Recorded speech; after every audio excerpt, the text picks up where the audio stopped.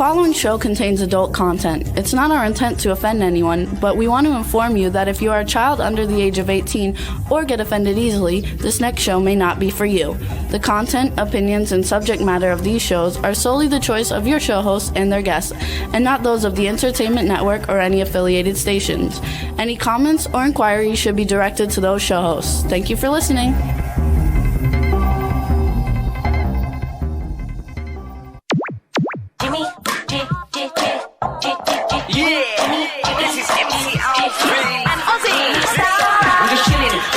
Sitting down and designing, where every man in a thinking, what are we gonna be wearing? Yo, I'm a Liverpool MC, you can't trust me, big up the girls inside the party. Let's get down to crazy Jimmy, big up myself and known as Alfie, the one and only, the Turkish MC. Always love the clothes of Jimmy. Bitch, I'm your wanna be, Jimmy Star, new celebrity. We'll take you out to Jimmy Star's. Hey ho, what's up everybody? Welcome to the Jimmy Star Show with Ron Russell, bringing you the good times in music, fashion, pop culture, and entertainment. We got a great show for you guys today. I'm super excited. I think our guests are going to be fabulous. But before we get to any of that, let's say hello to my cool, outrageous man about town co-host, Mr. Ron Russell, who's looking gorgeous. Right. Hey everybody, how are you? I'm a little bummed, and I'm going to start off really quick. I was called a racist. Me, of all people, a racist, by an Asian woman because I simply asked her, are you Japanese or Chinese? And she called me a racist. Are we going crazy today or what? People ask me if I'm Jewish, Italian, Greek, French, and I tell them, gay. I mean, I've had people say to me, well, you're gay, aren't you? So what is wrong with today? I think it's these woke people, they're crazy people. They're trying to change everything. It's not a racist thing to ask a person about the ethnicity. I was interested because I have a friend of mine who's Chinese, and I thought maybe what conversation could come about from it. So I'm a little bummed out about that. And I think this woman was very rude and terrible to accuse me of being a racist. She was the racist because she was against me or whatever. Not against, maybe she was a homophobe, I don't know. But anyway, I find it very offensive that she was offended, because I mean nothing by it. That's not I didn't say that Japanese or Chinese were bad people. That's offensive. I simply said, oh, are you Japanese or Chinese? Because she's Asian. What's the big deal? All she had to tell me was what she was and not call me a racist and make a big point about it to upset me. But I'm not going to let her upset me because we have a lovely show today. Yes, we do. Nice people on, and I'm going to be back to my normal self in a few minutes. Cindy says people are just nuts. So we got Cindy Ladylike in the chat room. Dawn is in the chat room. What watch do you have on today? Oh, I have on my health watch, black, because I'm wearing a shirt with a lot of black in it. With parrots. Parrots. His parrot shirt. Parrots. He's the parrot shirt. I'm polo. Dawn wrote dude the hair, which so I got a haircut the other day, you guys, just because I can't stand it when it's long on the sides. I didn't do anything to it. So. Remember years ago the dolls you put in your car, they were called the Nebbish dolls. I don't know if any of you remember Nebbish dolls, but they had hair like Jimmy, nothing, and then a crop on top. We called them Cupid dolls, I think. No, Nebbish. They were called Nebbish, and you hung them from the mirror of your car by their long green or pink hair. They were called Nebbish dolls. That's funny. But yeah, anyway, I got a haircut, and in a way it's I love the haircut, but in the way you can tell I gained 5 pounds because you can tell it. You see it in my face. So I'm letting my hair grow long again because I cut it short for the movie I'm in, but because of the writer's strike, we may be on strike for 6 months to a year, which means no work for anybody. And I don't understand how people are going to survive because writers have mortgages and writers need to pay their car payments and eat. And it's not just the writers. I'm saying to the writers to agree quickly and not be so standoffish. Listen, a strike only hurts the person that's striking. It doesn't hurt anybody else. It hurts the actor, the director, the producer, the crew. So many makeup artists, so many people everybody are put out of work. You're putting tremendous amounts of people out of work. So I would suggest to all the writers, compromise. Don't be so demanding. I understand what you're saying. The point that Actually, One is if you write a movie and the movie goes all over and you don't get any money for it, yes, that they should do. The union should definitely see to it that you are paid residuals for your writing. they don't get any streaming. No. And now the other new thing is, which I didn't understand, is AI, you guys, artificial intelligence. So basically what they're trying to do is let AI write all the scripts for everything and eliminate writers totally and not have writers anymore. But I don't know how they're bullshit. striking for that. So I don't know. But this is a very serious strike. It could go a year. If it goes a year, you could forget Hollywood. Hollywood's finished. It will go into it's in bankruptcy already. I mean, very few production companies are surviving. Everyone's filming now in New Mexico, Georgia. They can't film either, though. No, but they can't film. But I'm saying where the film work is strong is in those states. Atlanta. Hollywood is losing its grip on being the capital now of film. Absolutely. Atlanta's taken over. Yeah, Europe is the capital of film now in so many countries. So Hollywood is really on a downslide. And I think this writer's strike is going to destroy it. I think Hollywood is just going to be... People They're are saying moving. that SAG is going to strike and the Directors Guild is going to strike. Yeah, both on it's June just 1st. crazy. And so many people are moving out of Hollywood, out of California. We have such they're all running like crazy. Everybody I talk to, I'm getting out, I'm moving out, I'm going where there's work. So I don't know what's going to happen to LA. It's just going to be a ghost town of who, I don't know who. Anyway, let's get cheerful about it and not be unhappy. So that's what I'm saying. So this movie I'm in is never going to happen. COVID came, then our star couldn't make it because he was making another movie. We finally got our star, and now the writers strike.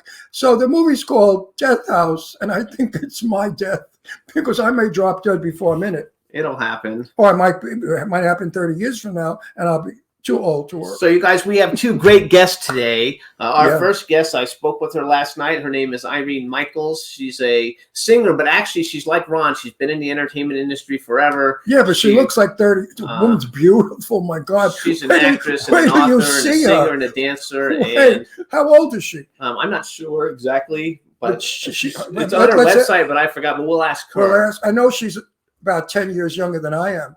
But boy, oh boy, does she look sensational. Then we also have Steve Bacic coming on the show, you guys, actor, producer, director from like all kinds of fabulous things. We had him on last year. He's a very good friend of mine. And so we're really looking forward to having him on. And we're going to do a quick commercial break and just let everybody know you can go to SoundCloud. You can hear us, you guys, on SoundCloud, iHeartRadio, Apple Podcasts, iTunes, Spotify, Amazon Music, YouTube, Google Podcasts, Radio Public, TuneIn, Pandora, and Amazon Prime. We want to wish on air Marcel Waltz a happy birthday. It's not till this weekend, but we're going to a party. Birthday for Marcel Waltz, the director of Blind and Pretty Boy. We're going to his birthday party? That's the party we're going to that we have to dress up.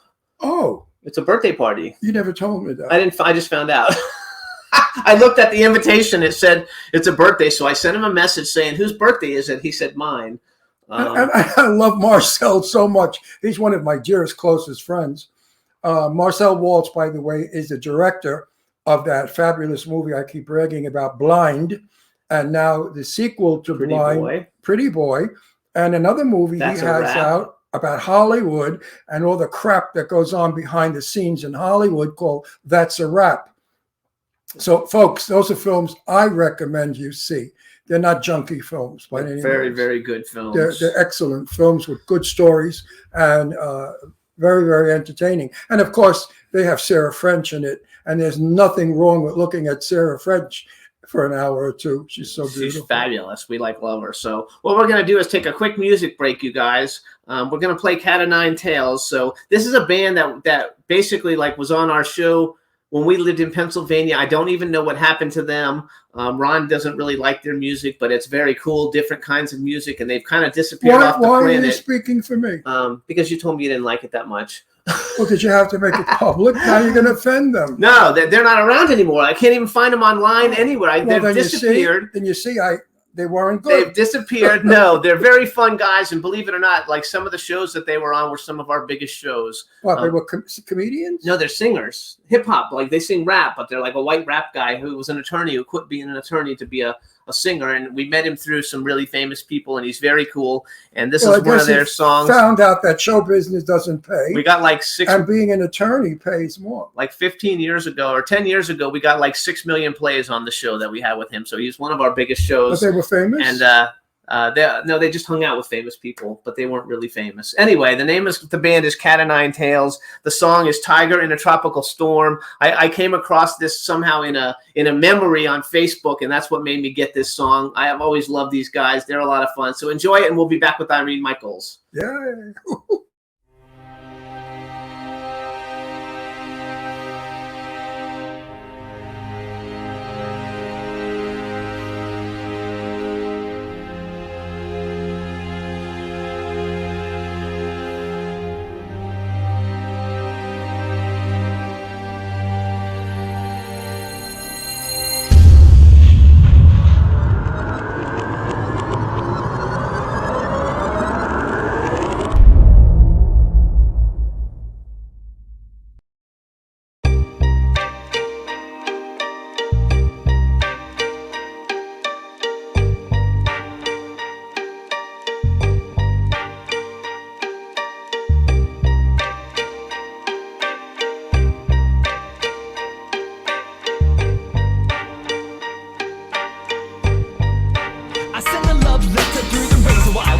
Sing like a gospel choir under hostile fire. We are lost vampires in a funeral attire on a cemetery high, and it's hotter than Texas in July. In the rage of a van alive, secondhand alibis and ex-wives. Please God, get me home before the magic dies. Cause I realize there's a man behind the curtain, and I'm certain that he's working 9 to 5 to survive and keep his dreams alive. Beat a family 5 with no car to drive. When these thoughts collide and all hope is died, he can't hide. He's so sick of this cheap disguise. It's not what it seems. Kinda like the way you wear glasses, though your eyes are fine.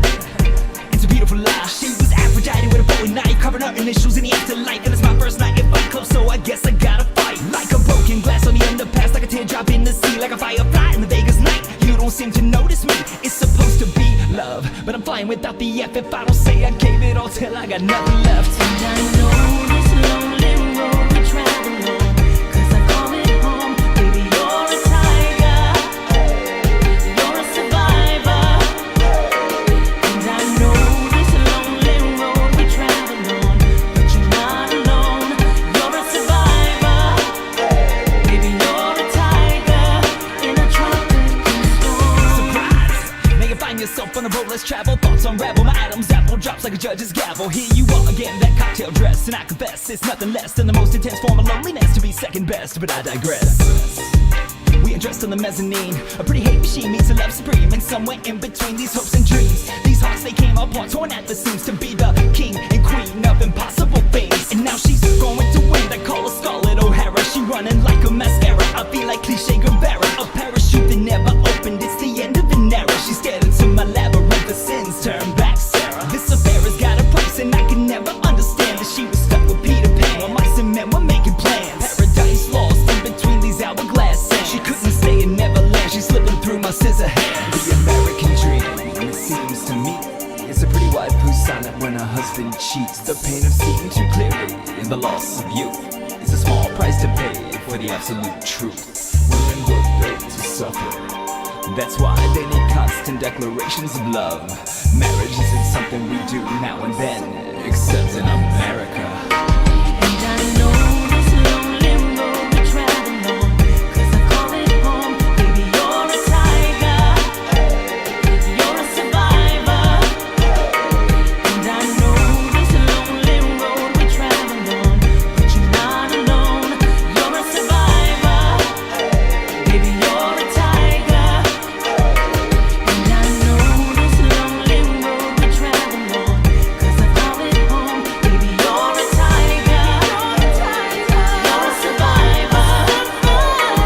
And I know this lonely road we travel on, but you're not alone.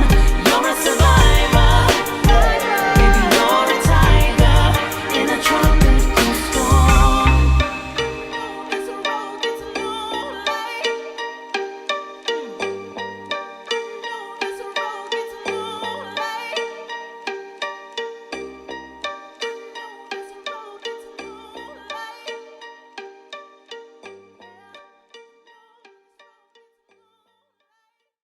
Yay! that's Cat o' Nine Tails, you guys. That's a Tiger in a Tropical Storm. Like I said, they were on the show many years ago, and See, but I don't know why Jimmy spoke for me and said I didn't like the music. I like that music. It's not bad. I like that song. they were friends with Chad Lindbergh from the Fast and Furious and a bunch of other Did you ever shows. have a partner that makes up your mind for you out there? Do you have a husband or a wife? I know women do that. Like, I've been to dinner with some straight people, husband and wife, and the man sits down and the man starts to say, I'll have a steak. And the wife says, oh, no, he won't. He's going to have potatoes and pork because pork is better for his heart. Steak is not good for his heart. But, honey, I wanted steak. No, you don't want steak. You think you want steak, but you really don't want steak. You want pork chops. Waiter, bring pork chops.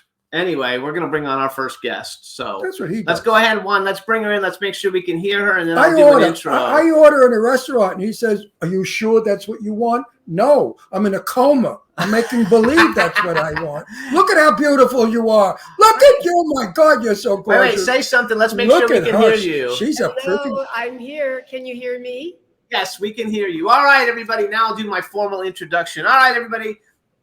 Now we want to welcome to the Jimmy Wow. Star Show entrepreneur, philanthropist, actress, author, singer, dancer, model, beauty and lifestyle expert, and equestrian. And there's probably a lot of other things that could go with it. Irene Michaels, hello and welcome to the show. Yay. Hello. Thank you for having me. Thank you. So let me introduce my cool, outrageous man about town co-host, Mr. Ron Russell. Hey, I know your age because it's in your bio. I won't say it. I'll let you do it if you want. But I am on a campaign always against ageism because I'll be 83 next week. And at 83 years old, people say I'm not allowed to do certain things. Like when I go somewhere, Ron, would you like a seat? Or, Ron, don't walk so fast. Or, Ron, don't eat that. It's not good for you. They treat me like I'm about to die at any moment, which I resent tremendously because I'm still the same person now that I was at 21. And I'm sure you feel and agree with me because you're very beautiful. Thank you. Thank you. I mean, Well, today on Good. 1 minute. Today on Facebook, I wrote about Martha Stewart. There was a big thing about pictures of Martha being on the cover of some sexy magazine. Sports Illustrated. Sports. And I put pictures of Jane Russell and I up because we were together for a very long time, 9 years. And I said Jane was beautiful in the morning. She woke up looking gorgeous. You know why? She had all her makeup tattooed. Her eyebrows were tattooed, her eyeliner, and her lipstick. Oh. So, hang on. So, Irene, we have a chat room. People Now are you starting can to see. fill up. Say hi to everybody in the chat room. Hi, everyone. There you go. And you guys can follow Irene Michaels on her Instagram. It's Irene Michaels Music and then Irene Michaels. She's got two different Instagrams because she does so many different things. And I want to bring up the first thing I want to bring up before we start talking about your brand new single is the she fact. sings too? Yes. Is the fact dance music, club music. You'll love it. Oh, I love it. Of course, So the yeah. first thing I want to bring up, though, is the fact that so I'm a horror movie fan. That's and horror, not horror. I'm a horror movie fan, and we're friends with Grant Kramer. He's been on the show. I've friendly with the Chiodo brothers. Ron is friends with Grant Kramer's mom, who's what's her name? The blonde? Terry Moore. Terry Moore. I love Terry. And you were in Killer Clowns from Outer Space, which is like a cult. My favorite it's movie. such a cult movie. That's my favorite one. I thought it was the most outrageous with the balloons, and I love that movie. So how did you get involved in Killer Clowns from Outer Space? Well, I was approached. I was living in Los Angeles at the time, and I was approached for an audition, and I went on it, and it was fairly easy, actually. So it was just great fun to be in it. It was really fun. Grant Kramer. Wait a minute, Ron. Grant Kramer It was started. a long time ago. It's Yeah. a long time ago, but it still holds up, and it's such a cult film. I'm a huge horror movie fan. Oh, it's a fun film. So it still holds It's- up. We watch it every year in Halloween just for It the is. fun. It is a fun. okay. What part did you play? I might have to come dressed in my costume next Halloween and knock on your door as a killer clown. Oh, you were one of the clowns. No, she wasn't one of the. No. Were you one of the clowns? I was a social clown. Just easy. I love it. So besides Killer Clowns from Outer Space, I wrote this down. So you were on General Hospital for 97 episodes. And so I used to like leave college, leave it so I could watch General Hospital in the daytime. And so just for a reference for you, these are the General Hospital people who are friends of ours who've been on the show. Sean Kanan, Best friend. Tristan Rogers, Best friend. Ian Buchanan, Carolyn Hennessy, John Lindstrom, Charles Shaughnessy, Jacob Young, Stephen Martinez, Adrian Barbeau, Lee McCloskey, Donna Mills, and Judith Chapman have all been on our show, and more than half of them live within a mile of us. We see them all the time. We see them all the time. Sure. I want to tell you, you know who you look like? Jessica Lange. I've been told that. Sure you have, because you smile like you look just, and I think she's gorgeous. One of my favorite favorite actresses. I'd love to work with Jessica Lange. So you do so many fabulous things. I want to promote your website, which is ionthescene.com. Tell us a little bit about what ionthescene.com is. Instead of me telling them, let's say you tell them. Well, it's a lifestyle magazine. Well, it's not a magazine. It's a website. It's lifestyle, and we cover many, many topics. As you know, I'm an equestrian, so one of the topics is an equestrian in the horse world. And then we also cover a topic, Ion Beauty, and that's about cosmetics and how to look young, and just actual lifestyles, great events, award shows like the Academy Awards or the Golden Globes or the Tonys. And then let's see what else. I'm trying to think. There's so many moving parts to the website. But it's a very popular blog. Let's talk about looking young, because this morning on Facebook, my whole page was about that. And I tell women, don't try to look young. Just try to look good, because in doing so, looking good, you will look young. But a lot of women have the conception that they should dress like their teenage daughters with the ripped jeans. They're 80 years old with ripped jeans and varicose veins. Doesn't work. The varicose veins don't go with the holes in the jeans. You're better off wearing slacks so we don't see the varicose veins. But I'm being honest. No, I agree with you. Less is more when you get older. You need less. You're not painted like a clown. You don't have all that heavy makeup that some of the. You look so natural. From my viewpoint right now, you look like a natural, a beautiful woman. That's natural. Your hair color is soft. It's not theatrical. Your eye makeup is shaded well. Your lipstick are pale. Your rouge is nice. I used to be a hairstylist, so I know what I'm talking about. I was in the beauty world for years, and I made a lot of ugly women beautiful. But you would have been very easy to work with. A couple of curlers here and there, and you were gorgeous. Right. But anyway, so let's talk about what. Well, she wrote a book about it. I'm going there, Jimmy. Oh, I love him to death, but as I said, he orders for me in a restaurant, and I have to stab him with a fork one day in the hand. But no, so let's talk about your book. Now, I'm a woman, and I'm 70 years old, and I look in the mirror, and I see my mother, and what should I do? What's your book going to tell me to do to be prettier and look better? Well, it's all for women over 50. It's called I Am Beauty, looking fabulous and beauty over 50. It's not the exact name of the title, but that's what the book is about.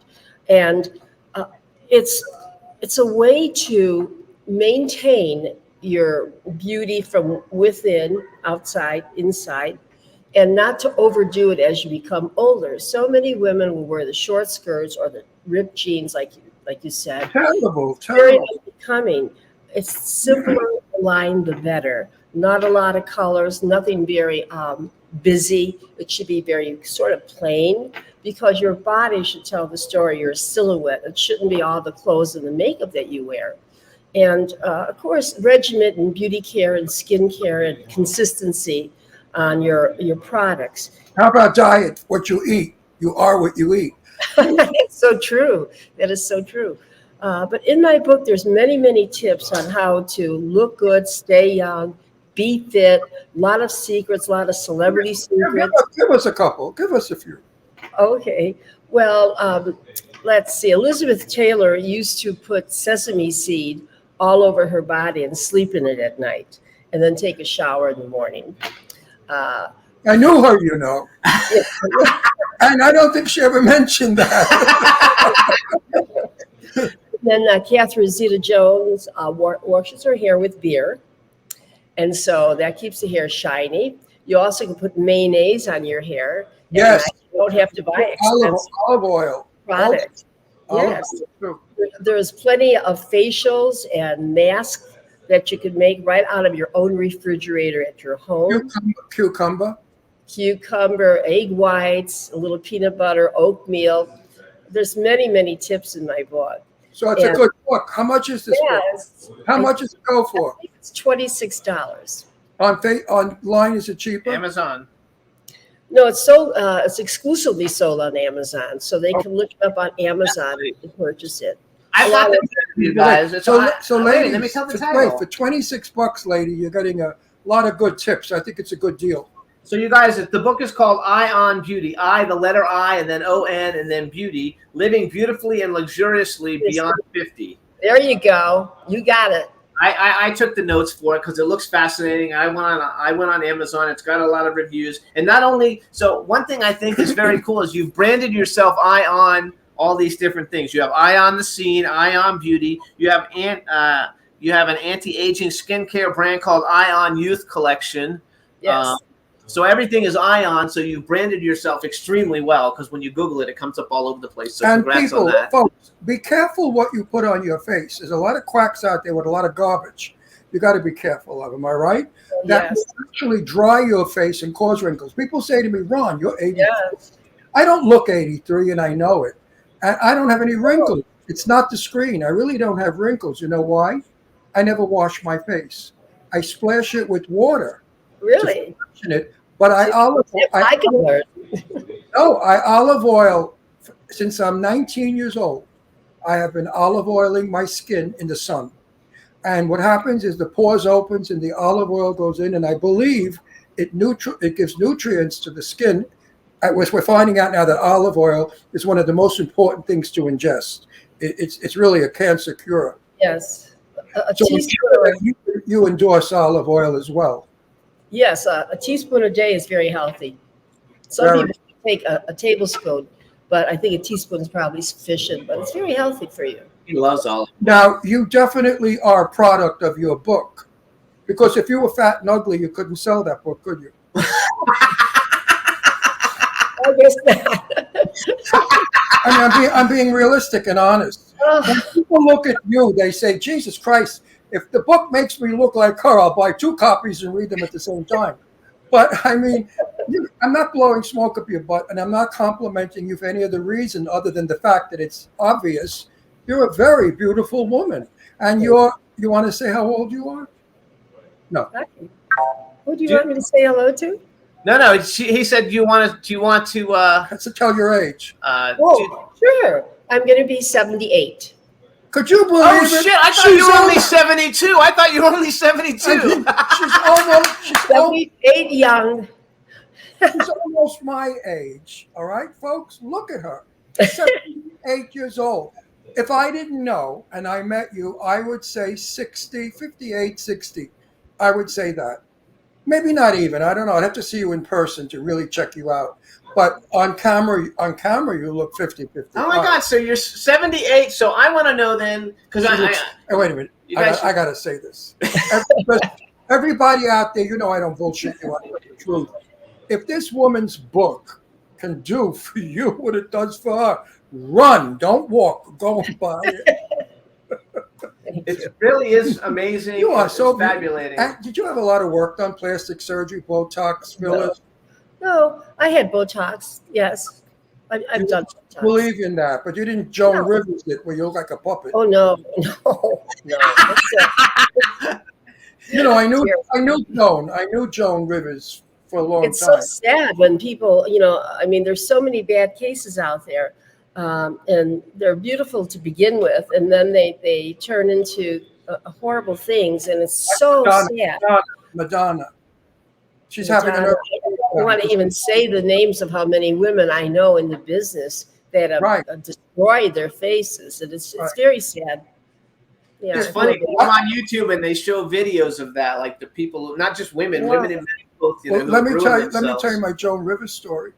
I knew Joan Rivers since I met her the first time was at the Upstairs Downstairs in New York, 1960. And I saw her couple of years before she died. And I said to her when I saw her, you know, Joan, I love all your faces. So she said to me, you son of a bitch, and then a few F words after that. I said, no, really? I'm trying to think of which face I like the best, the one I met upstairs, downstairs, or this one. She said, well, which one, Ron? I said, this one, but Joan, less Botox. You're starting to look like the Madam doll. So, you know, the puppet Madam. So Joan had a wonderful sense of humor. She never offended. You could say whatever you wanted to her. She never took offense because she would do the same to others. And then she would say to me, but I still love you. I said, but I still love you too. Well, what's the next face going to look like? And then, of course, she passed, which is a regret because Joan Rivers was one of the nicest people off camera. On camera, Yes, I've met her. You met her, right?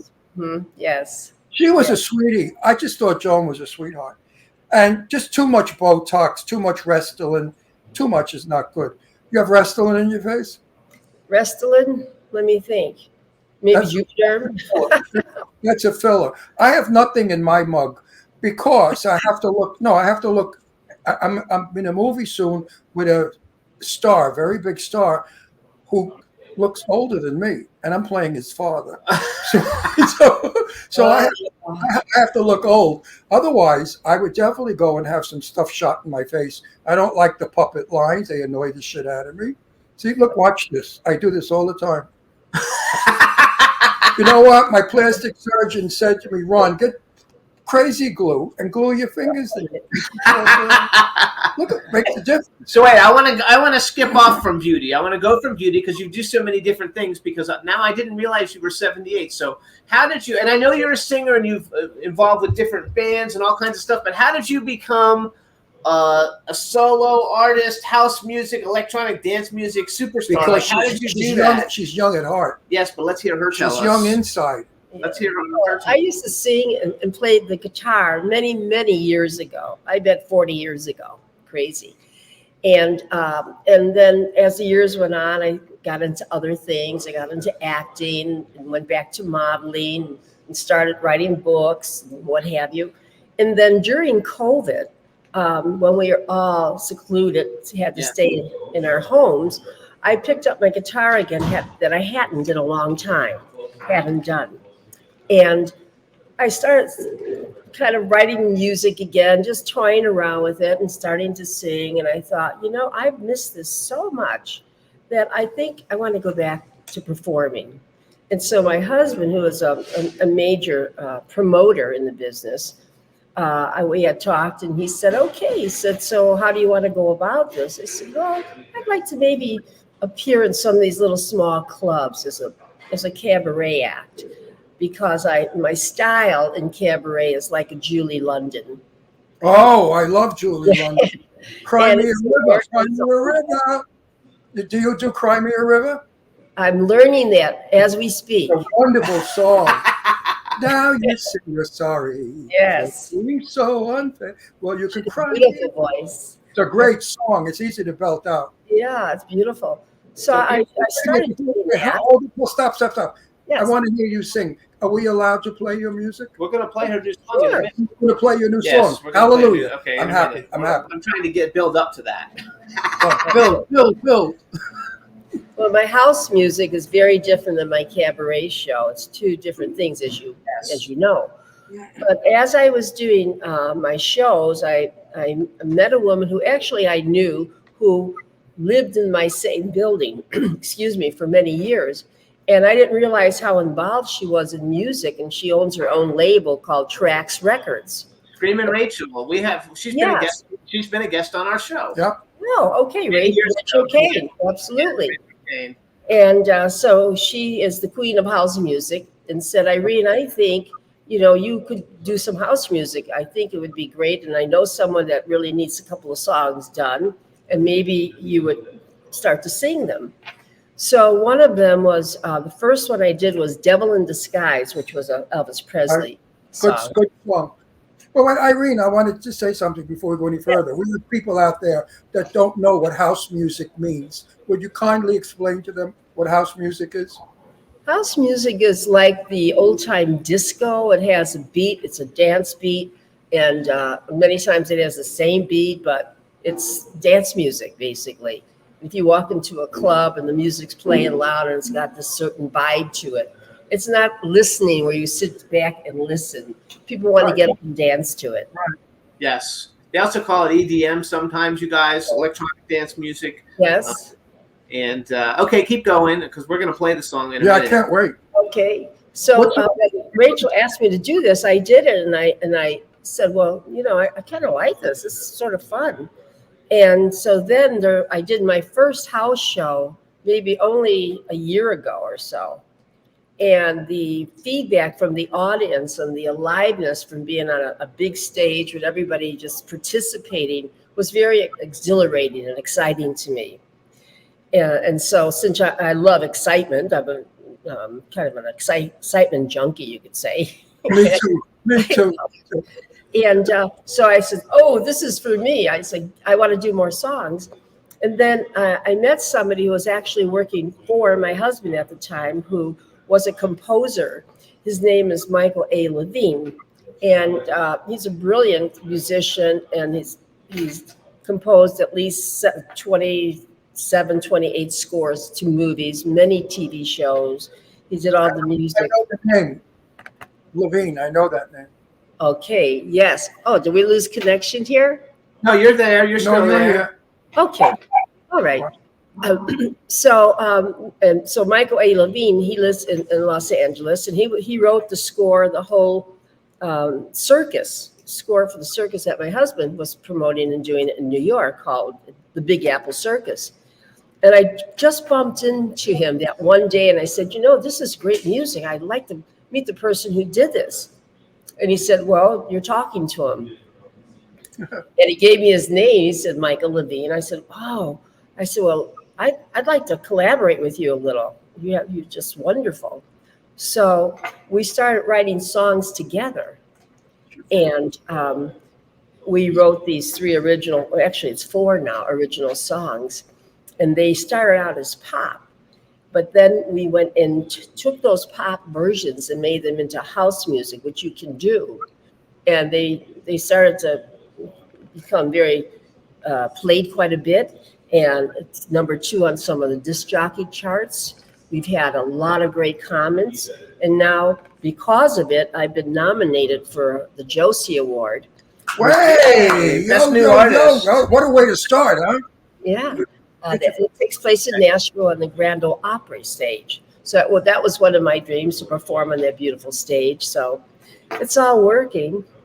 So the song that we have is I Like Rain, and it's it seems like it might be a little bit more of a pop version than a dance version, or a little bit of both, I guess, maybe. But how about we do this? You introduce the song, and then we're going to play the video for everybody, and then we'll come back and talk to you. So you hang on. How's that? Okay, that's great. The song is called I Like Rain. Go, Juan. Take it away, you guys.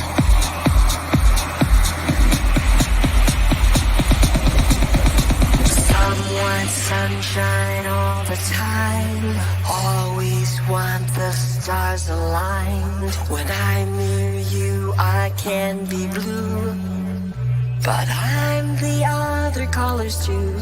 It has no end, it has no start, it's just the logic of my heart. It's the secret you can never tell.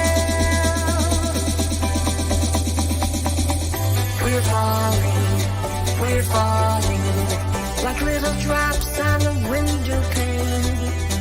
We're falling, but I like rain. I like rain.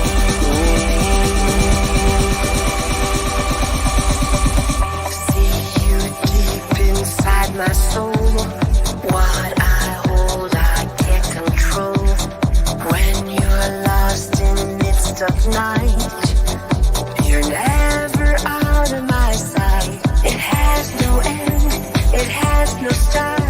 It's just the logic of my heart. It's a secret you can never tell. We're falling,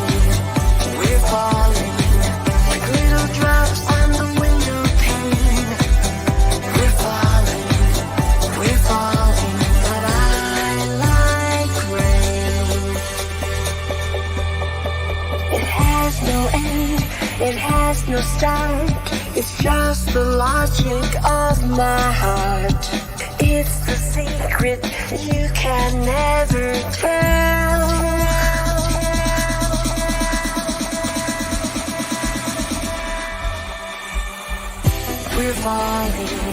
We're falling, like little drops on a window pane. We're falling, but I like rain.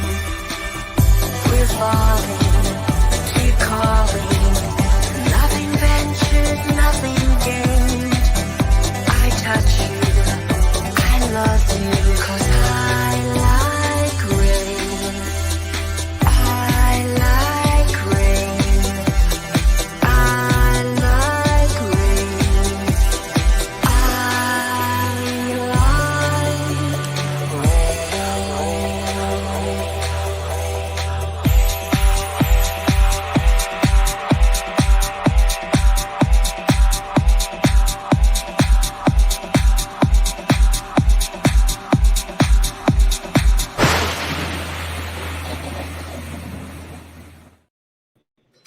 Yay! Hey, that's a good song. Listen, I got to ask you, you have kids? No. Oh, that's why you got that body. Because you didn't have babies to give you a pot belly. Because my next question was, did you have belly surgery? But since you didn't have kids, you got that tight body. You got a body like a 20-year-old. Let me tell you, honey. Your husband's very lucky. I bet you he don't cheat. I had lots of discipline as a dancer, so I was a ballet dancer for many years. Oh, ballet Yeah, too. she has difficult. I knew she had a dance. So the body. song is great. Wait, let me tell you something. That's a beautiful video. I hate to overload somebody with compliments. You don't know who I am. I'm known for telling the truth, as I guess you figured it out by now. If you were not so beautiful, I would have said, you're a very pretty woman. And that would have been it. But in watching that video, I kept saying to myself, there's no reason for women to let themselves fall apart, get old, and get disgusting. Because you're 78. You could be some big, fat, ugly slob if you ate everything and had gray hair or chopped up hair or you know what I mean? You could look like shit if you didn't take care of yourself. But tell me, how many hours a day do you put to looking so fabulous? Well, you know, I work out 3 times a week with a trainer, and I do Pilates once or twice a week. Once in a while, I do yoga. I ride horses, so I'm very active. But as far as putting myself together, it takes 5 minutes to put my makeup on and just. Okay, what is it? Give me a diet. What do you eat? What'd you eat yesterday, all day and night? Okay, vodka in the morning. No, just teasing. I feel like my mimosas. I have a protein shake in the morning, and then midday, I'll have some tuna with a tomato or maybe a slice of bread. And then later in the day, I'll have a huge salad with lots of things in it, lots of beans. And then sometimes I'll just skip dinner, or I'll have just maybe a Jell-O or something very light. I don't eat a lot, but I never have. So you don't like chocolate, You don't eat cake, like candy and and ice fast food cream and all that stuff. all that poisonous shit. if I'm going to pig out, I want to have a piece of pizza loaded with cheese and sausage. Oh, Yeah, God. me too. Dog and French All the fries. Roast beef sandwich with lots of juice. Yes. Well, the way Jimmy eats, I indicated to me to go out and buy a lot of black clothing, because Jimmy eats all the poisons that is known to man. Oh. And sugar, he's a great consumer of sodas and way stuff. less than now. And than you know I what? used to. I just say to everybody out there, because I'm a health freak also, I do not eat garbage. I do go off the wagon at times. Chocolate. I'm a sucker for He loves chocolate. I can't help it. I binge sometimes on chocolate, but then I feel guilty, and the next day I make up for it. But eating incorrectly, folks, causes diabetes, heart failure, hardening of the arteries, also makes you old and ugly. If you eat crappy food, it shows in your face. Your Man, do skin you is- eat any junk food at all? Oh, wait, where we go? How about Good. skin? Tell me about. Wait! I just asked a What? question. What? I don't know. I want to know if she eats any We're junk married. food. It's okay. I I want eat to junk food. junk food. I have Like, these little miniature Snicker bars. oh, I like those. Do you like go to fast food? Like, would you eat No. at like Wendy's No. or In-N-Out or Never. anything like that? No, I don't like that. Like McDonald's. Never. And look like that? No, she'd look like shit if she ate it. No. So wait, I want to go back to the song for a second. So you guys, the song is called "I Like Rain." It's available on all your streaming platforms. Yes. It's on digital download sites. Anywhere you go, it's doing really well. It's a really fun song. I think Okay. it's. I want to ask you a question because Yes. I'm sure it's going to be a very interesting answer. When your husband first saw you for the first time, how was that? He must have dropped dead, right? That's really an interesting story. Would love to hear it. I want to hear it. Okay. Many, many years ago, my husband was promoting Frank Sinatra. And I was dating Frank Sinatra's manager, Jilly Rizzo. And this was, oh God, I don't know how many years ago, but it was at a club in Aurora or a stadium. I can't remember what it was. And we had, it was a big thing for all the acts and the promoters and the people involved would go out with their entourage at night for dinner. Especially Sinatra would like to have all these people around and sit and drink all night. And I was there because I was dating Jilly. So Jelly restaurant in New York? Yes. Yes. Yeah, Jelly. Oh, I knew him. I used to go to Jelly's in New York with Frank went way back in the 1950s. Yeah. Jelly was a big guy. Yeah. I So remember. that's the first time we met, but then I didn't see him again for probably 25 years. Oh, wait. You were a mafia mall. Together. You were a mafia mall. Yeah. Because Jelly was connected. He was one of the boys. Yeah. So you were good, and Sinatra, hey, you were around them. You were in good company. Actually, do you know Laney Kazan? Because I know you've met a ton of famous people. Like he's friends with Oh, Laney she's Kazan. been my friend for 30 years.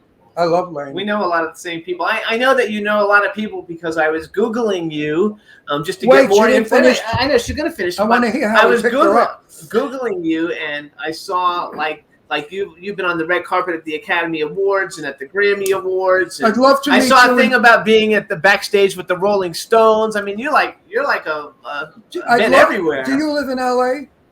No, I used to live in LA when I was in soap operas. I live in Chicago now. Oh, I would love to see you personally. I'd love to go to lunch with you. We have a I'll lot come and see you. I'll come there. Absolutely. Wait, come to LA. We're going to have lunch. We'll go to the Ivy and we'll wreck them with Okay. you. Oh, yes. I'll tell them. I'll stand up and say on the table and say, "Everybody, she's 78. Eat your hearts out." So wait, go back now. So you're 25 years later from seeing him the first time. What happened? So we just, said hello. And he said, when you're being introduced to one of the boys' girlfriends, you don't look at the girl. You just say, yeah, nice lady, and keep on walking. So we didn't get to know each other. But then, years later, he was going through a divorce, and one of his dear friends, Senator Maravitz, said, I have a girl that you might like to meet. And he tells him who I am. He said, gee, that name sounds familiar, So we meet, we go on this date, and we still don't really kind of put it together. Then as we started dating, I said, I want to show you something, Arnie. So we went to New York. And I said, it was probably 2 a.m. I said, I'd like to go for a drink because he always says, I don't know a bar that I've never stopped or liked. So I like to stop and have a nightcap all the time. So it was not unusual for us to do that. And so I said, look at this wall. We walked into Jilly's. And on the back wall with all the celebrities, there was a picture of me, Arnie, Frank, and Jilly right in the center of them. Of course. Place 40 years ago. He couldn't believe it. Yeah. That's so cool. Jilly's was on 46th or 48th? Which one was it? 46th Street, I think. I think it was 46th. Yeah, 46th. I love Jilly's. It was a little dive, and he would be there, greeting you. I'm from Brooklyn, so I grew up with, like Gotti was not a stranger. Let's put it that way. And so I hung out with a lot of, wise guys in those days, and everybody that was a wise guy went to Julie's. And he was a really cool guy. He was a bouncer and a cool guy. He was really cool. He owned a club in Chicago also by the name of Jilly's. Right. And then when he passed away, in a horrible car situation, his son, Willie Rizzo, took over the bar, but it didn't last very long. He didn't learn really good. So New York folded off after he passed. Well, Frank used to make it a big deal because he'd go with everybody. Sammy Davis Jr. He'd bring the whole backpack in there. So you can't get a better commercial than that. So now tell me, this question I must know, otherwise I don't like you. I will never talk to you again. Listen, when he looked at you, did he say to you, "Oh my God, you're beautiful"? Jilly? No, your husband. Your husband. Oh, he's a kind of a shy type. You mean he? What? I know. I just got in trouble for asking an Asian woman if she's Japanese or Chinese. She called me a racist. So now I got to be careful what I say. What ethnic background is your husband? He's Jewish. Okay. I'm part Jewish. So Jewish people are very, very forward and very sfacciati, as we say in Italian. So I'm sure that he must have looked at you and said, "Can't wait to get this one in the sack. She's a hottie." And then, of course, I know the type. Yeah, use all his charm. No, your husband's like a wise guy, a tough guy. I've dealt with a lot of them. And you must have turned around as a smart cookie that you are. And you said, no, baby, this beauty has a price. It's called marriage. And you got the sucker to the altar. I love you. I love you. I love you. You're terrible. Wait, how many years you married? Not many, only 5. Oh, you're kidding me. Oh, Yeah. I thought it was like a 30-year How long marriage. have you been We didn't see each other for this long span, and then we dated maybe 7-8 years. Yeah, because And- Joe died years ago. Yeah, he did. So I was, actually, I went there. He was having a birthday party, and I went there for his birthday in Palm Springs. And he went to the store. He was out of bread. So he said, "I'll hop in the car and go to the store and buy a loaf of bread." So we hopped in the car, and people were, partying and sitting around waiting for him to come back. And when he came back, it was right almost in front of his house. There was a drunken driver that ran into him. Oh, wow. The car exploded, and he couldn't get out of the car. So it was a horrible sight. He was burning. No one could help him. Who was burning? Jilly? That's how he Jilly. died. That's Yeah. how he died? That's terrible. What a No. sad story. I don't remember. Yeah. Instead of going to a birthday party, But we they went. didn't put a bomb in? They didn't put a bomb in the car? No. The other person was hurt very seriously also. He's just drunk. Oh, That's my so God. sad. That is sad Yes. because I did like him. He was a very friendly guy, a very big, ho, ho, ho, boisterous kind of a greeting guy. He was an instant-like person. He was like my favorite dancer because he loved to dance. Yeah. Oh, that's so much. I'm sad to hear this, how he passed away. I don't remember that. Yeah. Okay, so let's. So now your husband and you are married. And I want to know, does he tell you every day how beautiful you are? Oh, yes, he does. Okay, now I'm happy. Now you made my day. Because if he didn't, I was going to say, lose him. I got a couple of guys that would kill for you. I tell him every day too. So You have to. Otherwise, I melt. all right, let's go back to music a little bit. So you've got these. I bet you didn't think you were going to get this on the show, right? No, you guys are something. I wonder. Why do you think we're the #1 podcast in the world? Yeah, this will get with like 5 6 million. million. I can see that. Right, 5 So million. fun. 5 million people are going to watch this. We go all over the world. Wow. So listen, let me How's do my hair look? Wait. Yes. Let me do the book again, because ladies out there, listen, I believe in so many marriages are in jeopardy because the man marries a beauty like her and then she turns into some kind of a monster. And he's no longer interested in her sexually, so he finds a young tomato and he goes with the tomato. It's your fault. what he married is what you should be forever. Yes.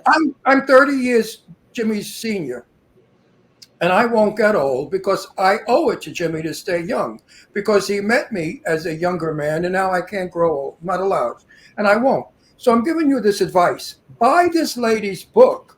You may get one thing, two things, three things out of it that could save your marriage. Don't just be married and say, oh, him, because you know what? Oh, him going to find, oh, her, and you're screwed out of a husband. Yeah, wives should always be girlfriends. Always.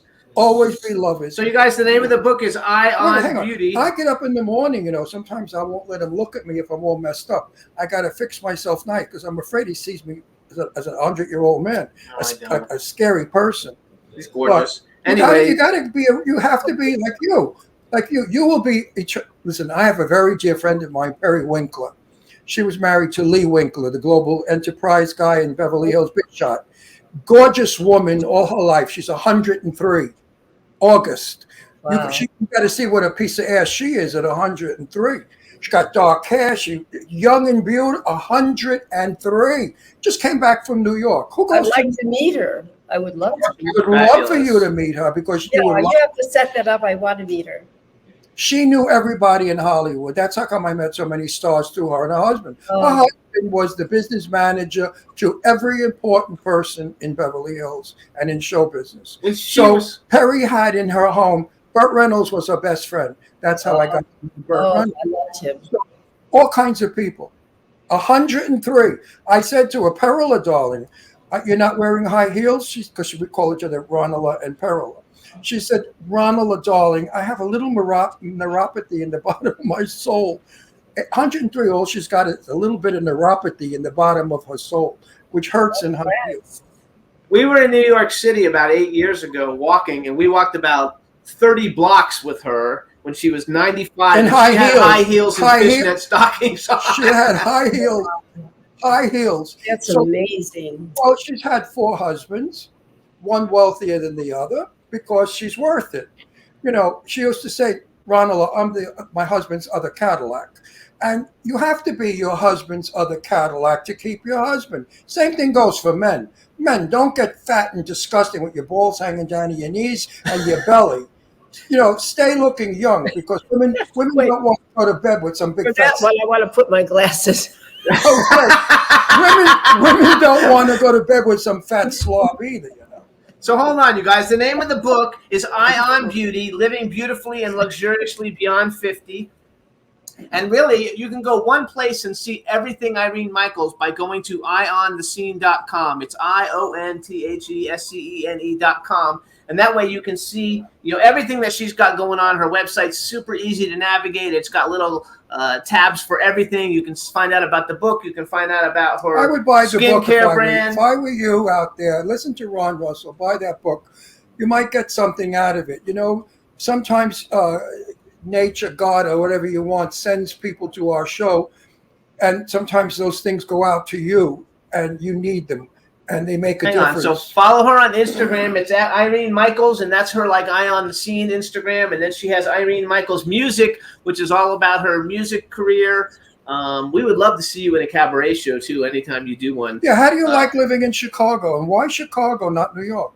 I love Chicago, and I love New York too. It just happens I was born and raised there, but I've lived in other places, many of them. You're from Chicago originally? Originally, I'm from Chicago, yes.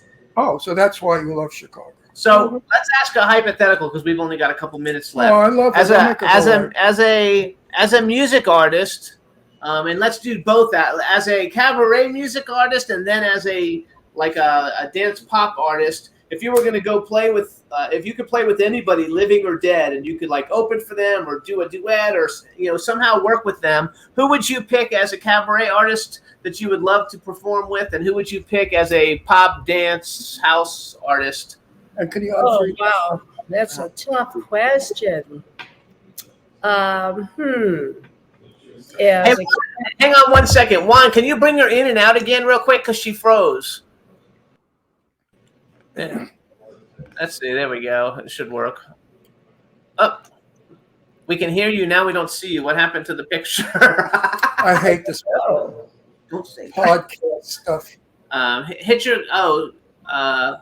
Does she need to hit her camera? Let's see. There we go. Yay! How come her camera I didn't come? can see something right here. See if that helps you. For some reason now we hear you, but the camera's missed. There we go! Yay! Okay. Shazam! You look just a still. Well, I would have loved to perform with Frank Sinatra. Absolutely. Yeah, and even Kenny Rogers. I love Kenny Rogers. Did you know Lainey Kazan dated Frank for 3 months? Yes, I did know that. Yeah. She doesn't like it to be known. I don't know why. She said to me, "Stop saying that to people." But I would be proud if I dated Frank Sinatra for 3 months. But I understand he was a rough hombre. I mean, he was like a total wise guy. He was the ruler of the table. He paid the bills, and he had his entourage. And women were treated less than human by Frank. Only Ava Gardner, who was smarter than him, and she had him so pussy whipped that he would do anything she said. Wait, go back to the rest of the question. The second part of the We're question. allowed to be vulgar on this show, by the way. I love Well, I think, as I said, those three people, Tony Bennett, of course, I would love to. Tony was from Astoria, where we lived for years. Yeah. I worked for his brother, John Bennett, in his beauty parlor in Astoria. John Bennett, Tony Bennett, sure. Yeah. You know what? I Pop. knew Tony Bennett's wife very well. Oh, okay. I never met her. Her name was, I forgot, Sandy Bennett. Sandy Bennett. Sandy and I were talking at a party at a thing in Beverly Hills, and she was ranking on him, saying typical hood from Astoria, low class. I said, "Did you know that I was from Astoria and I'm Italian?" I have a good friend that lives in. You're all alike. You're all alike. Go ahead. You had a good friend. My friend owns a Kaufman Astoria Studios. Sure. Oh, wow. George Kaufman and Sherry Kaufman. I don't know if you know them or not, but they've had that studio for a long, long time. A lot of films are made there. My mother was a silent movie actress, and she worked at Astoria. Also, when Valentino was doing the Son of the Monsieur Beaucaire was the movie that Valentino was shooting with Vilma Banky in the Astoria studio. And my mother, 10 years old, was madly in love with Valentino. And she went on the set and caused, I don't know what, because they were filming, and she went out and did something, and they threw her out of the studio. So she was a big mouth and 10 years old, started yelling and screaming. And Valentino went over to her and he spoke Italian to her. Do you like dogs? And he said, calmati, calm down. I'll talk to you. Let me do what I have to do now, and then I'll talk to you. So Valentino was a very nice man. Rudy Valentino. Yeah. Actually, the name of my dog is Rudy. Oh, yay. What kind of dog? Pardon? What kind of dog do you have? Well, I have a toy poodle, but he's not really a toy poodle. He thinks he's a bulldog, but he's like a golden doodle, a miniature golden doodle. Oh, I love that. Yeah, he's very, very beautiful. This is Astro. Cats and a couple of horses. Astro, stop. This is Astro. He's a 7-pound mix. He's a poodle terrier mix. And he thinks he's a person. He thinks he's human. We love it. Poodles are my favorite. Like, poodles are my favorite type of dog. So, all right, let's give everybody all the little rundown. I want to ask you one more question. Right. How do you deal with the winter in Chicago? The winds and I was there. I like the cold, so I'm okay with it. Oh, you do? I worked there once in a club way back in the 80s. And they booked us in February. And I said to the crew I was working with, "Have you ever been to Chicago in February?" They said, "No." Okay, girls, wait. Freezing, not to be, the wind. I couldn't believe the wind and the freezing cold. Yeah, it's a bad month. Antarctica. The bad month. She said, yeah, it's a bad month. But you know what? People came out to see our show. And I was amazed because I said, nobody's coming to see our show. They're just used to it. They did. Yes, they're they used came to out it. in that weather. So let me go over all the little things. So you guys follow Irene Michaels on Instagram, Irene Michaels Music, or Irene Michaels at Irene Michaels Music at Irene Michaels. Her website is ionthescene.com. She's got all kinds of great stuff about everything, fashion and Hollywood and all kinds of Very stuff. interesting lady. Very interesting. She's got her book, Ion Beauty, Living Beautifully and Luxuriously Beyond 50. She also has the anti-aging skincare brand collection, Ion Youth. And she's got her brand new single, dance single, I Like Rain. You can download it, and you can also listen to her Elvis Presley cover, which is called, what's that one called? Well, the Elvis Presley house music version, Devil in Disguise. Devil in Disguise house music version, and I didn't write that one And down. I'd like to make this one comment. The reason that she is also so young looking is she's busy. She doesn't sit home worrying about growing old. She's too busy having a life. She's too busy doing a multiple amount of things. I suggest to all of you out there, when you're in your 70s and 80s, don't be a couch vegetable. I'm not. I'm always, as you see, I'm always at a red carpet, a party here. I go like crazy at my age, 83. To sit home and be depressed, it's ridiculous. Listen to Irene. Read her book. Thank you. So I mean that from the bottom of my heart, Irene. You guys are awesome. Thank you so much for having me. You're like my new best friend. I wish you lived in LA.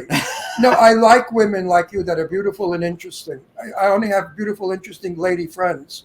Well, next time I get to LA, I definitely will look you up. You let us know. We'll drive in to meet you. Definitely. And I can't be around negative people who have given up. I have a lot of people, still friends of mine in New York, that are my age, and they don't look good, and they gave up. And I fight with them all the time. I like my one friend, she said, I have bad knees, I have bad shoulders, I have bad this. I said, no, you have bad diet and a bad brain. You're 6 years younger than I am. What the hell is wrong with you? Get glamorous. I said, you see the woman that just moved upstairs? Piece of ass. Your husband's handsome. Watch him. So, Irene, thank you so much for coming on the show. Oh, I forgot. I was supposed to tell Eileen, sent me a text message making sure I said hello. So, hello from Eileen Shapiro. Hi, Eileen. Hello. That's another prize. I love that broad. Absolutely. And we want to give a shout out to Suzanne, too. Eileen is the best in the business, by the way. She's so connected, that broad. She's on the phone 24 hours a day. I think the phone grew out of her ear, as they say. All right, we got to go. Irene, thank you for a lovely. Okay, goodbye. Bye.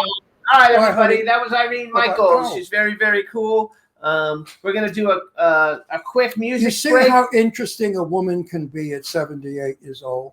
Look at the multiple things she rides a horse, she sings, she wrote a book. You guys out there. Acts. You ladies out there, you can find things to do. You don't have to just sit home and be bored. And don't just clean. Cleaning is not your reason to live, Oh, actually, we're not going to play music because, we can bring on our next guest is there, and I didn't see it. Let's bring him on. Yeah. What's up? Yeah. Oh! He can't be on yet. He didn't earn that. Wait a minute. Hey, Sorry. Now we want. Yeah, you can swear. You can swear. All right. Now we want to welcome to the Jimmy Star Show with Ron Russell, actor, producer, director, and a friend of mine, Steve Bacic. Hello, and welcome back to the show. Yay! Hello.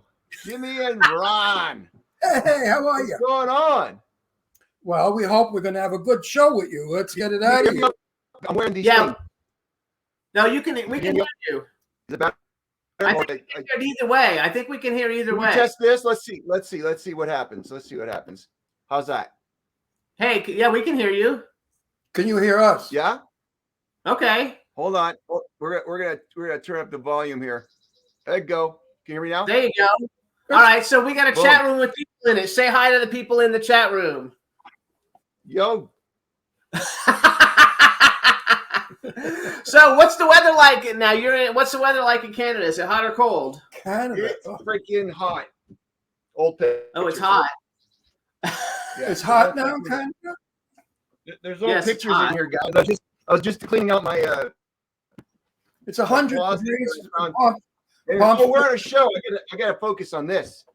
Huh? We have it's like 100 degrees in Palm Springs, so we're in Palm Springs. It's like 100 degrees. By the way, where's my invite? Oh, you can come Palm Springs. anytime. You can come anytime. Hey, hello. Actually, Yeah, we don't have a guest room, believe it or not. We have dogs that eat people, so we don't have a guest room. I would warn you about.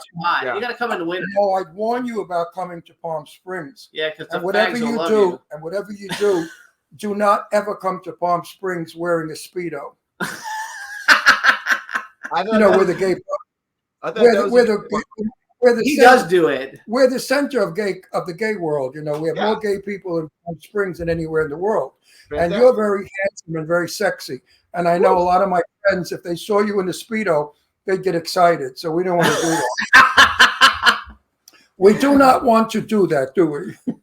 I love it. So let me brag a little bit real quick so people kind of know who you are a little bit. So you guys, this is Steve Bacic. We actually met in Florida, in Orlando, a fucking long time ago now. And here's some of the things that he's been involved with that everybody knows. Jimmy, that's one of the things. Oh, Andromeda, that's right, which is like a huge thing. 45 episodes I wrote down here, and 45 episodes of Andromeda. He's also in Stargate. He was in X-Men, X2 X-Men United. He plays Dr. Hank McCoy, which how come you didn't get to play that in the other ones? Different director. Yeah, that sucked, dude, because you would have been better, I think. He was in Wonder with Jacob Tremblay and Owen Wilson and Julia Roberts. Let's see. I like the things. He's got 2 movies that we're going to talk about that are coming on. He was on Stargate, Good Luck Chuck, The Tooth Fairy, The Sixth Day with Arnold Schwarzenegger and everybody, Another Stakeout with Richard Dreyfuss. He's in a million TV series, fucking every series on the planet. He's in all of them. He's also. I'm fucking as much as I can. Yes, absolutely. So wait a minute. So you've made enough money. You've made enough money now to afford bananas and bread, right? No, just I got banana peels. because the price of bananas and bread is the joke. But anyway, you blew it. So when I see you, I'm gonna have to punch you in the face. You blew a joke. Actually, I bet you don't eat anything junky at all, do you? Mm-hmm. I actually do. I eat a lot of junk food. In fact, I was seeing my kids off at the airport. They're going to the Cayman Islands to visit some family, and my oldest daughter's boyfriend came with us. He's 6'4" and muscular, and there's a scale there. And then one of the ladies recognized me from some of the Hallmark movies I do, and so we're just joking around, seeing if they can guess our age. And of course, I'm 6'1". You look great for 60. He looks bigger. He looks bigger than me. It was 60. He's 6'4". He was only 213. I was 226. But we got a sympathy upgrade for the girls. So actually, I got the girls on first class. So thank you, Alaska. There you go. He thought when you said 6'1" that he meant you were 61. So he's 6 feet tall, 6 feet 1 inch tall, and he's 58, I think. Well, you're not allowed to talk about age. Oh, okay. We're not allowed to talk about but age. You know what? He's going to be 83 next week. This has become an issue now in my Facebook and all my media because everyone knows I'm turning 83. Yeah. So they're wishing me like long life and stuff like that. When I was 21, nobody wished me a long life. Yeah. They just said happy birthday. Then I get, wow, you look good for 83. Well, what's 83 supposed to look like? Right. I mean, why don't you just get good? Yes, you look good. Just you look good and not for 483. Not even you look good. Don't even say you look good. That's another Academy Award. You look good for getting to be 83. So age is a very, very important thing in our society today. Madonna is having a nervous breakdown because she had all that work done to her face and she's old and nobody wants her anymore. Could you imagine Madonna? It's like she's going to soon be booking like Kansas City, somewhere like. Have you seen pictures? Unfortunately, Madonna got too much bad facial work done. So age is becoming that always terrifies me when I've worked with a couple actors that have gone a little too far, and it's terrifying. Not like to say terrifying aesthetically, but I don't like the fact that people have to put themselves through that in order to get, work or to feel good about themselves. It's, that's what I'm saying. 83, it doesn't matter what age. It's like, you got to feel good in here, and the You rest leave it alone. You know, you leave it alone. Yeah. I mean, CeCe Pennington, we just with her over the weekend. She was playing here. You know who she is, finally, CeCe Pennington. Yeah, she was playing here for the White Party, the Palm Springs, White Party, and she's a woman in her 50s, but you don't know it. She doesn't talk about it. And when she was on that stage, she was as good as she was 20, 30 years ago. Yeah. And that's how I don't like referring to age in I find ageism. I'm so against ageist people. Yeah. Leave age out of the picture. Absolutely. I agree. It's not. But you take good care of yourself so you can be You in look all these like action things. Because like a lot of your shit that you're in is actually like action stuff. Like you're like it used to be. I don't do so much in my own movies. I'm stunt coordinator. I'm doing my own stuff but other than that, it's mostly been a lot of Hallmark or a lot of drama comedies recently. It's not really been where they need you. We've seen you in a lot of stuff. Actually, hey, wait, one thing. Now, do you work out? Lift weights? Yeah, all the time. So let me see your muscles. Seriously, we have we have a lot of women and gay people out there who love to see it. Ladies, plug in your vibrators. He may take his shirt off. Yeah. So wait, he's an action guy. Take your shirt off and flex it. We have a lot of frustrated housewives out there that are watching. Look, I'll give you one. How's that? No, you could be their masturbation. Listen to him.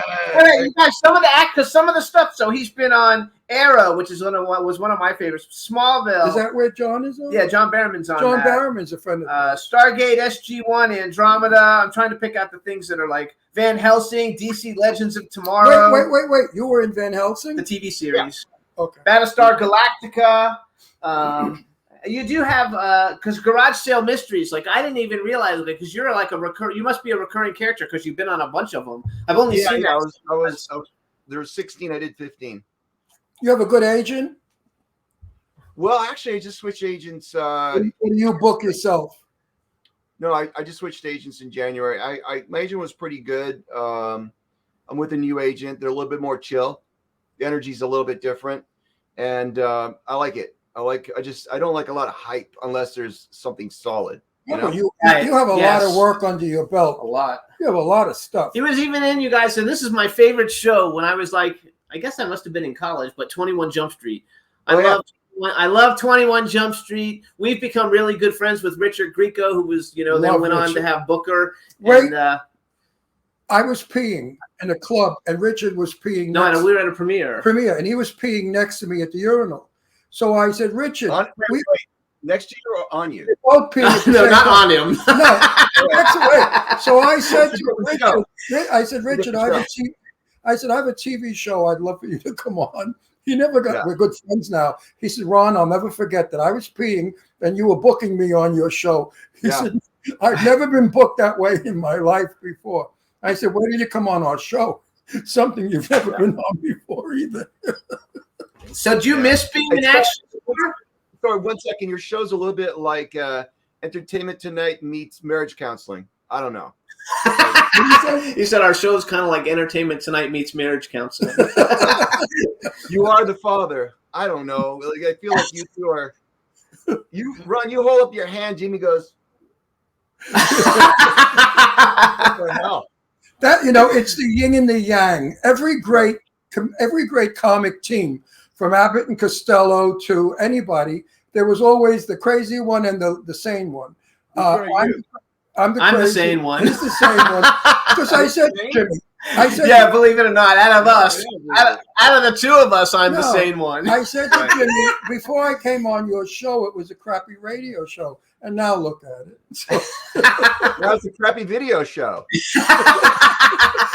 with 5 million people watching those teeth right now smile. So you're very handsome. You're very handsome. Now, I'm not allowed to ask ethnic backgrounds because I asked an Asian woman, are you Japanese or Chinese? And she called me a racist, which is ridiculous. I mean, I'm Italian. I'm proud. What's your ethnic background? Well, I was born in Croatia. Croatian. Yeah, but I believe in my lineage on my mother's side there might be some Mongolian. Really? Yeah. Look at you, good, handsome fella. You know you're handsome. Yeah, he knows. Oh, bullshit! We go to the Fuck convention. off. You guys, I met him at a hate- convention. Listen, He had like listen. 100 girls in line waiting to Listen. fucking meet him. Listen, I have a very good friend who's as ugly as sin, and he'll tell you how ugly he is. So Okay. why can't handsome men tell you how handsome they are? It's not being conceited. Listen, God, there's enough douchebags out there. I don't need to be one of them. No, that doesn't be being a douchebag. That's just saying No. I'm okay. Yeah, I'm You know, okay. you get acute. People will always make an assumption about you based on No. your appearance. Yes, And that's true. When That's true. people tell me, when people say I'm handsome and I look like Tony Curtis, I say thank you. I met Tony Curtis. I knew him. I worked with Tony. What did you work with Tony Curtis on? I think it was called Hardball 2. He was playing a gangster. I was an under gangster. I wanted to be his boss. I wanted to kill him. Yada. It was fun. That's cool. Did you get to know him? Did you He's a get to good guy. know him?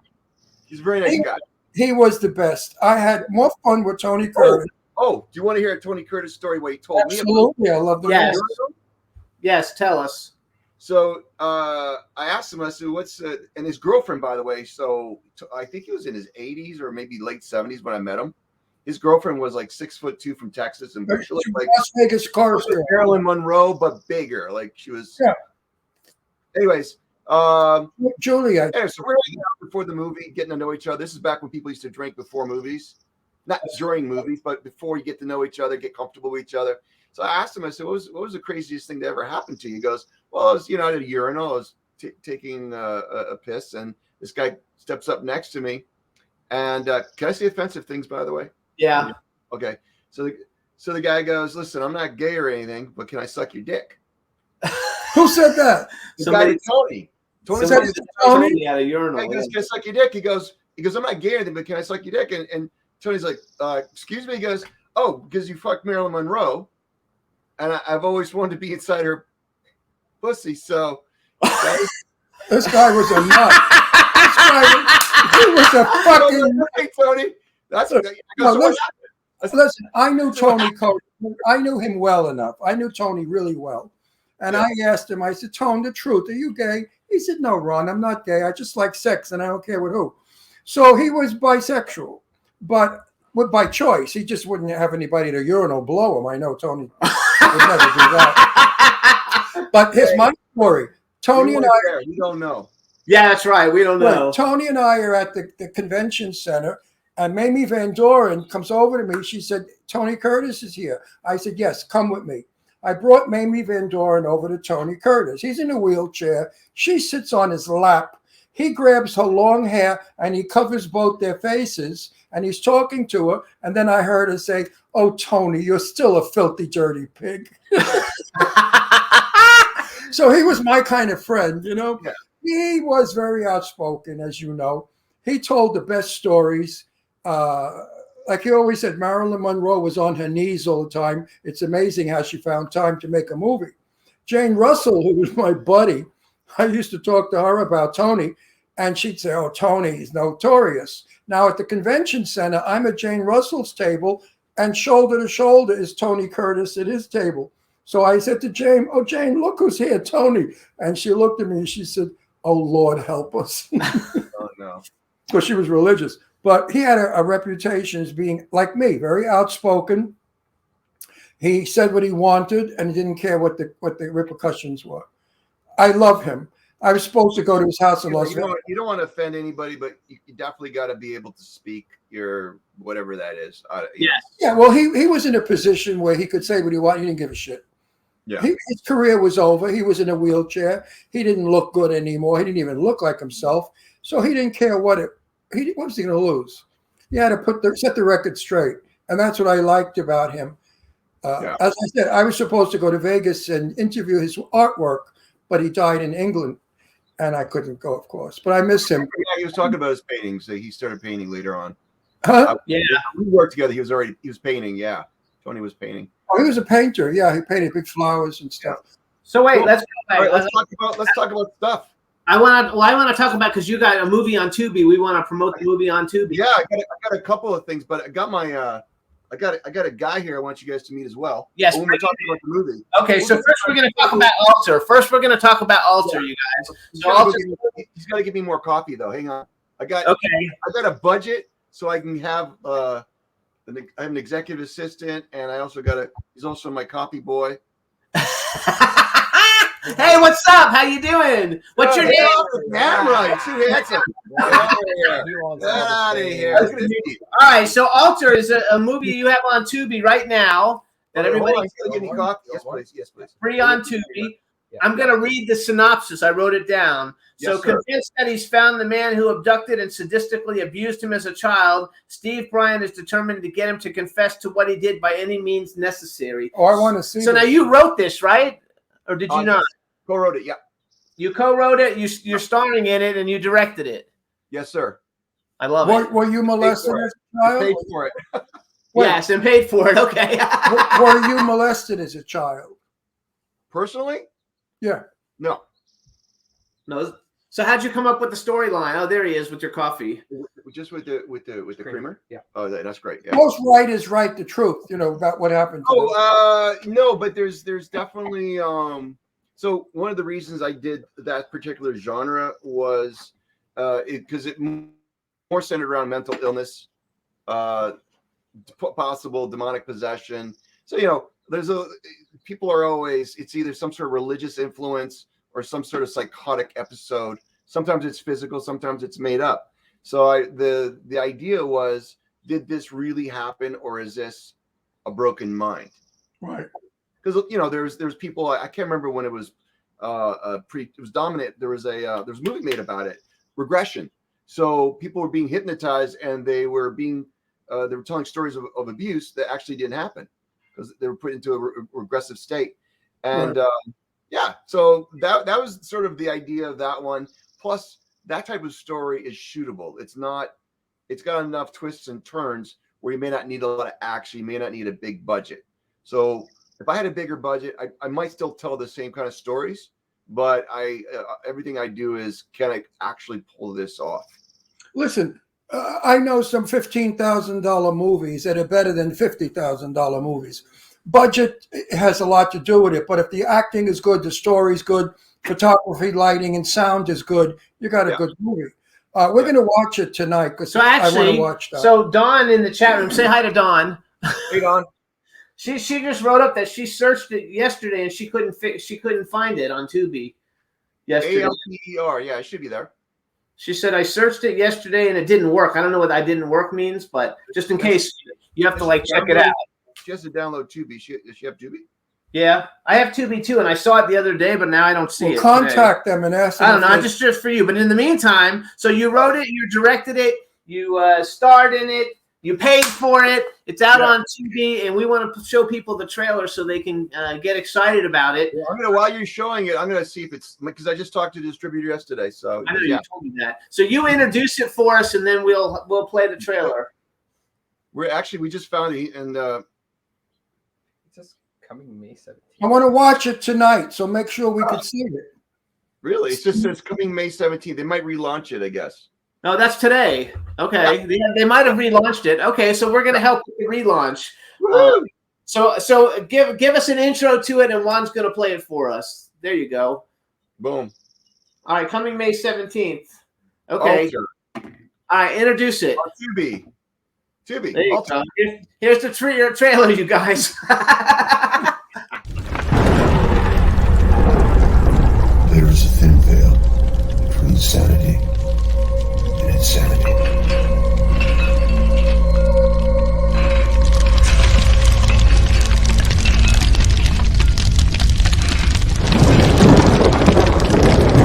The mind is a fragile thing. Nature has given us ways to protect ourselves. Putting up walls, changing the meaning, losing all memory. But what if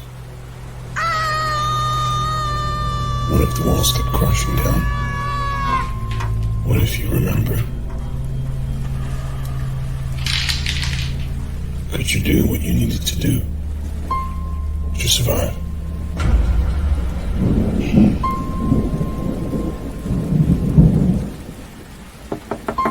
Hello, police. Is that your vehicle out front? Can I ask why you're interested? A car matching that make and model was involved in an abduction.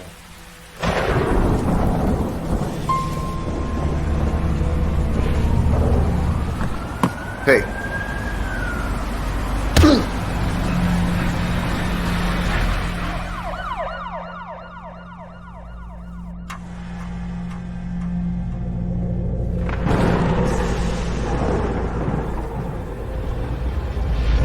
Larry Decker.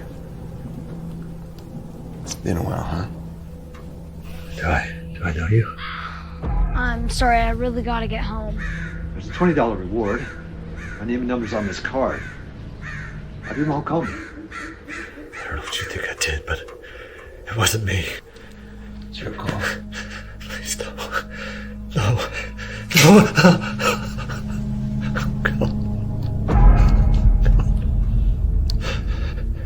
God. There's no God here. Sit tight. I got an idea.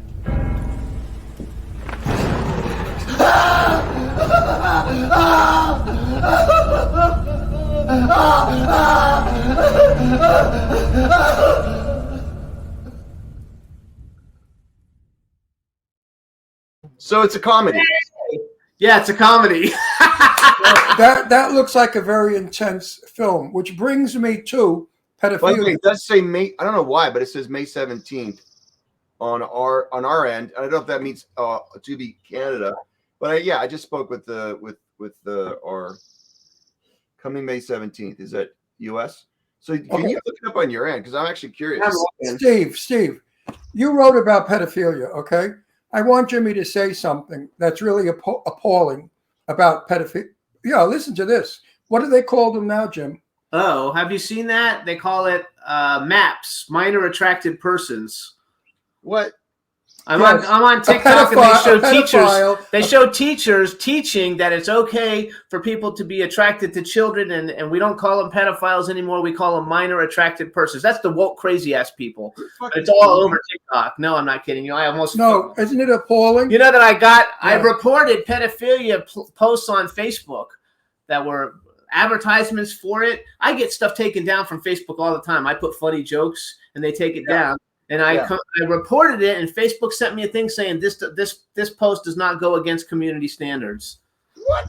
Sick. It was fucking sick. And I get stupid jokes taken down and all the time. But I'm feeling that we're starting to live in a communist society.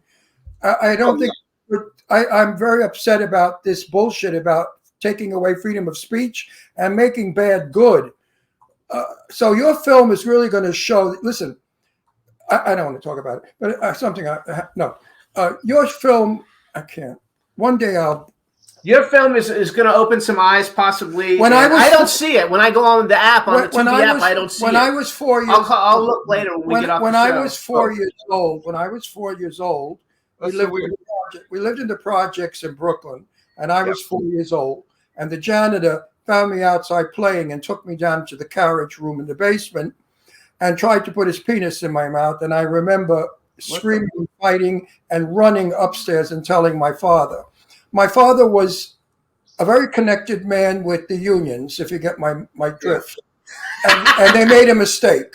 So my father was Columbia Street. My father ran across the street to the Italian club where Gotti's father hung out. You know, all these people.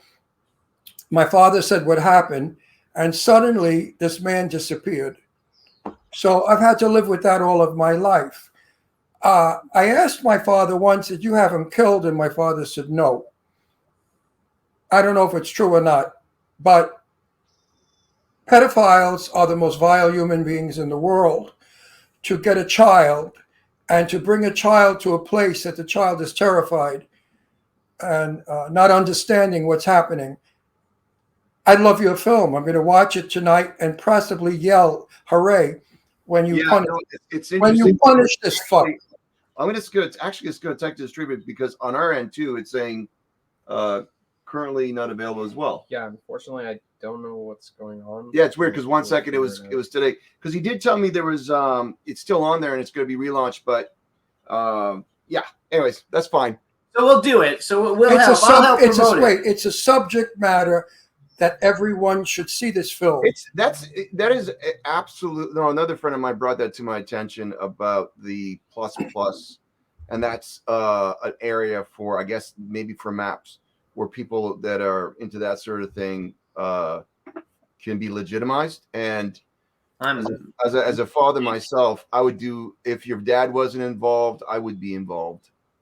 Absolutely. If it ever hurts my children or a child and I see it, no way. I'm with you, and so is he. I will go to jail for that. I'll get canceled for that. Fuck that shit.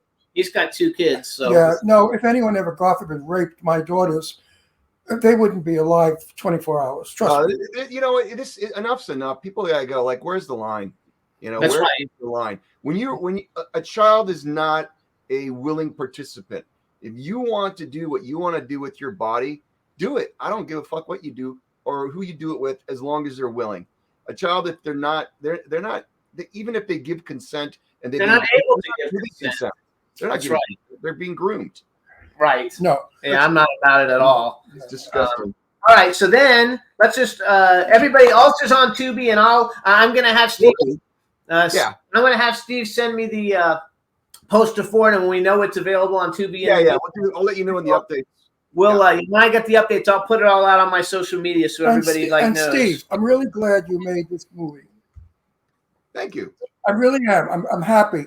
I think this movie, for those of you out there that watch it, you will learn something, that a pedophile is still a pedophile. Don't change the name. Don't try to sweet talk them and make them out to be nice people. They are people. They were abused as children. It's a fact that they say an abuser is an abuser. And I feel sorry for them. They're mentally ill. Anyone that gets a little girl of 3 or 4 and tries to penetrate her has got to be executed, has got to be put to the gas chamber or whatever, because there's no reason for them to be in society. And I don't give a shit what you think out there. If you think that, they didn't mean to do it. Yeah, let them do it to your kid. No, there's nothing. There's hurting a child is you can't excuse it. There's no excuse. There's no excuse. You got to stop.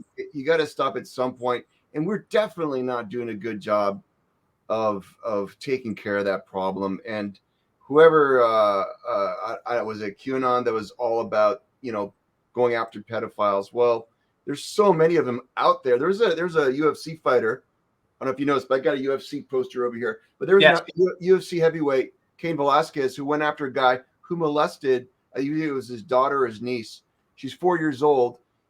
The guy was in his mid-30s. He was living at a house at a daycare that his parents ran. Anyways, he was convicted of molesting her, raping her. So Cain was, they let him go on bond or bail or something, tracked him down on a freeway, pulled out his gun and shot at him. And Cain ended up in jail. Yeah. So where's the outcry from the group going, let's protect children? Yeah, there's no outcry. It's no outcry. And you see stories every day where, there'll be 40, 50 kids in Ohio. They're looking for one kid. They find 30, 40, 50 kids.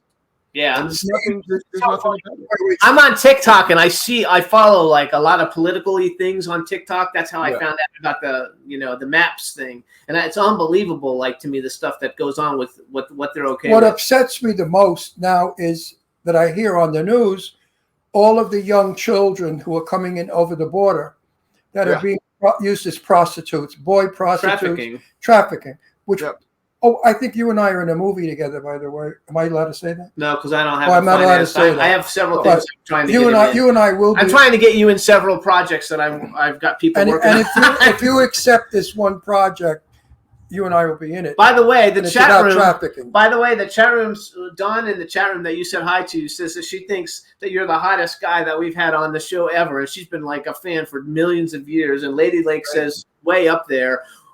So they're loving you. And I want to tell everybody, you guys, he's got another film on Tubi. It's called an old one. Yes. An old movie that he did a long time ago called The Haunting at Silver Falls is on Tubi. And That one I also see that one. And then he's got another film he's in the middle of finishing, right? Is that what you So let's bring this guy in now. Okay. This is Sarush. Hey, Sarush, what's up? Hey, Ron, how you guys doing? Hey, hey, hey, Good. hey, How are you? hey, hey, hey. Take the hood off. Hey, Take the back hat up, and the back hood up. off. He's too close. He's too close. Let him tell. I want to Take, make sure. no, look at There you go. take the hat Do you have off. hair? Do you have hair or are you bald? Take your hat off. I do There have you Hello. go. You know what? Show your beautiful Tell you head. what. You have really nice teeth, too. I had no idea. I had no idea this was happening. One day you may, Oh, hang on. Let him tell you. Guys, hang on. Listen to this. one day you may wish you had that hair. So enjoy it now that you have it. Oh yeah. Well, listen to this. Listen to what he's going to say. All right, tell us. I had no idea this was happening, so I came here unprepared, not knowing this was going on. So the hat and all that, I apologize. No, but that's good. We like that. We like We're that. just going to work on a second trailer. We're trying to finish this movie. It's called The Shrink, a Flat, and a Broken Key. This one's about serial killers and hypocrisy. Oh, shit. You sent me something called, it says Warm Trailer. Is that the same thing? Yeah, that's the one. Okay. Wait, what's the name of the movie, though? The Shrink, a Flat, and a Broken Key. Okay. What is it? I thought it was called Warm because it said Warm Trailer, so I thought the movie was and I was like trying to find it. So No. It's just we're just we're in the process. We just finished color correction, and we have a TV version. We have a director's version. We've got the trailer I sent you guys is one version of it. You know, depending on how you look at it, I can make it a little bit more genre specific. Yes. As a thriller. And who's this young guy? Sorry, Who's this young fella? So he's the editor, or who? Well, we okay on Alter. He was my editor. Okay. We did pretty much all the posts together, and then on this one, he also operated camera and edited and all the other stuff involved in post. Okay, so let me tell Juan. So Juan, you're going to play the thing that I sent you that says Warm Trailer, but Steve's going to reintroduce it and say, "I'm Steve Bacic, and this is the trailer for the film I'm working on called," and then you play it. Okay. All right. Okay, here we go. Hey Juan, this is Steve Bacic. Please play the trailer for A Shrink, a Flat, and a Broken Key. And if you feel warm doing it, yay.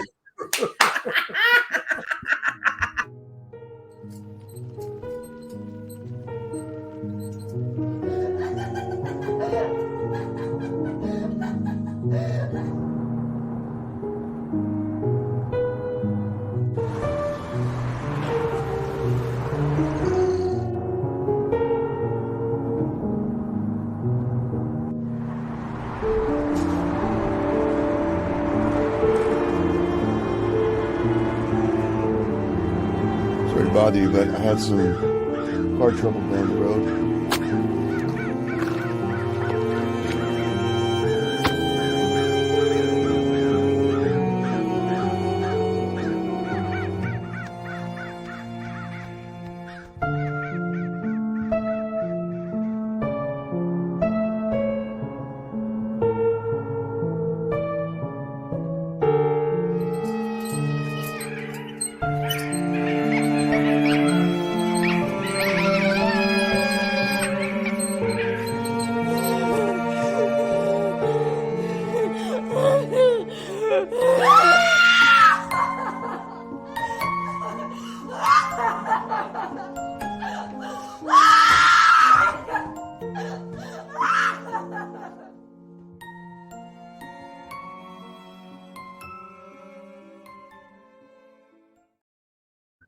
So you guys, tell us the premise. Like, tell us a little bit about the film, since I don't know that much Because about that the one. trailer doesn't tell much. I'm not nuts about your trailer. It could have been a little more informative. It's just too many still shots. Yeah, no, this specifically, it was my first dabble into a trailer, because trailers are difficult to do. You don't want to give away too much, but you want to give away something, or you want to entice people to want to go, oh, well, okay, that's not enough. I got to see more. So that's what I was trying to give you. I was trying to give you a little bit of a taste. That's all. That's just a teaser too, right? That's not the official trailer because you're just working on it. No, that's a version of it at this moment. But we were more working on completing the movie, and then I started dabbling with that. There's going to be a little bit more information. It's only a trailer should tell. That's like a minute 20. We're gonna fluff it out a little bit so it's A trailer. Yeah. Has got to tell the audience whether they want to see it or not. That trailer, I don't know if I want to see it or not. You didn't give me a reason to watch it. Make it have a reason, and it's it's shot beautifully. I wanted to ask you, the same photographer that you use in that, did you use in the other? Because I like that photographer. He does good work. You have good photographer. I pre-lit everything, and then we used nature, and then we did color correction. So that one that was just done on that particular trailer was done on a very simple editing program that I use for auditions. And then Sarushi's going to we're working on proper color correction, proper sound. That was just something I did on my laptop, and I'm not an editor. The trailer was shot well. I'm not saying Everything is shot beautifully. I'm saying the trailer. No, it's got to get flushed out a little bit more. Need a reason why to watch. So tell us this kind of like a 2 lines. You like your other film, that trailer? I want to watch it. Yeah. Oh yeah. No, we're want to watch that. That was what Sarush thought we were working on today. Was I want to do about 2 or 3 different versions, but in another version, it's this one with it's got a bit more story dialogue. It leads you to that part. So I know that it's definitely not a complete. No, I'm not being critical. I'm being a buddy. I'm telling you this out of my. I'm in the business 64 years. I've seen a million trailers, and I know the trailers that hook and that don't. A trailer, if a trailer doesn't grab you, got that. I want to know what's like a synopsis. Like I knew what the synopsis of Alter. Is there a synopsis already written for this one? Like what is? Yeah, what's this movie about? I have one. Basically, my character has car trouble, and he is trying to change his tire. The key fob breaks. C battery's no good, so he's somewhere in the middle of nowhere. He's a criminal psychologist going to a penitentiary dealing with a suicide, and he backtracks, goes to a farmhouse to get a crowbar, see about it, get some help, and ends up in the wrong place. This is a place where there's a young fledgling serial killer, and he suspects that my character is a cop. He drugs him, puts him into this kill shed where he kills the girls. It gets a little more complicated because his mother is also involved. So it's the first time we've kind of seen that sort of aspects. It hints upon quite a bit of a potential abuse. There's a lot of twists and turns. I manage to escape and then get caught and then negotiate that I will teach him how to be the most prolific serial killer if he keeps me alive. I'm just trying to get back to it. So there's a lot of moral issues. Good, cool. That's a cool story. Like he's a product of a rape. Okay, this is a movie worth seeing. Yeah, so now we want to see it. Yeah, now I want to see it. So did you write that? We have 2 minutes. Did you write this one also? Yes. Well, I wrote with a different writer than the first one, and then based on the actors that I got and the locations, I had to do a major rewrite for it to fit into that locale. So that's the thing. I'll adapt to what I have. And if I hadn't gotten that actor who you saw pushing the wheelbarrow, Jonah, I probably wouldn't have done it. Like it was key for him to be there because it's a bit of a risk. We've got small team, timing, location, very low, like not money's. Yeah. Listen, not to mention the amount of energy it's required. Right. We have seen a lot of your work, and I want to tell you, you're a fine actor. Thank you. I like how you handle yourself. You have screen presence. I would be very pleased to work with you in the film he's thinking of. I think I'd be happy to work with you. I could get out of you what I know you give. A lot of actors I've worked with, they give shit. It's all about them. Yeah. But I think working with you, there's a good. So hang on, because we've only. I think you're a generous actor. I think we only have. Oh, he's definitely is. He's also. And you're a good actor. Anybody who's watching, who's a producer who needs people to help on set, like acting coaches and stuff. He also because he's a genius. He knows how to do it. And he's been in the business forever, and he's very, very good at basically like everything. We just did. I was wondering. I was going to try to talk about it, but I just started another wheel of a Hallmark series, another murder mystery, and they're actually going in a really cool direction. The last couple of projects I've been involved with them, you get to be a little bit more authentic with your emotions. It isn't all just sunshine and roses. They're getting a little bit more inclusive, a little bit more dramatic. and we just did a reboot of a different series, and they said we want something a little bit gritty, a little bit funny, and they allowed me to sort of play. And so within that, I said, well, here's what we got in the script. Well, how can we make this between me and this character? Let's see this. Let's see the history, or is it new? Is it old? Let's make it funny. Let's change it. Let's change the dynamics. And so, yeah, to that extent, I'm creatively, I love the challenge of taking something and making it better, but it's not just about me. It's about the whole. It's a whole. He's also a script doctor, you guys. Yeah, but you need something. Listen, we gotta go. You need a chief. Where you gotta go? Where are you going?